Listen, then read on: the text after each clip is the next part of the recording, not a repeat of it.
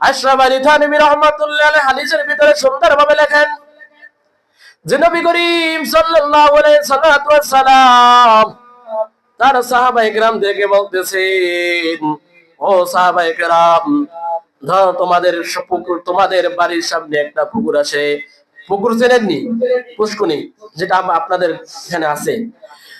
আশরাফ আলী থানভী রাহমাতুল্লাহ হাদিসের ভিতরে লেখেন হুজুর সাল্লাল্লাহু আলাইহি ওয়াসাল্লাম তার সাহাবায়ে কেরামদেরকে নিয়ে বলতেছেন, ও সাহাবায়ে কেরাম, ধরো তোমার বাড়ির সামনে একটা পুষ্কুনি আছে। ওই পুষ্কুনির ভিতরে তুমি দিনে 5 বার গোসল করলা। দিনে যদি 5 বার গোসল করে থাকো, তাহলে তুমি বলো তোমার শরীরে কোনো ময়লা থাকতে পারেনি? যেমনি ভাবে 5 বার গোসল করার কারণে শরীরে কোনো ময়লা থাকতে পারে না, আল্লাহর হাবিব বলেন কোন ব্যক্তি যদি 5 বার দিন নামাজ পড়ে, 5 ওয়াক্ত নামাজ পড়ে, ওই ব্যক্তির শরীরে কোনো গুনাহ থাকতে পারে না। বলুন সুবহানাল্লাহ।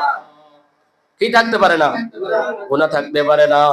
যেমনি ভাবে 5 বার গোসল করার কারণে ওই ব্যক্তির শরীরে কোনো প্রকার ময়লা থাকতে পারে না, তেমনি ভাবে কোন বান্দা যদি 5 ওয়াক্ত নামাজ জামাতের সাথে পড়তে পারে, ওই ব্যক্তির শরীরে কোনো গুনাহ থাকতে পারে না।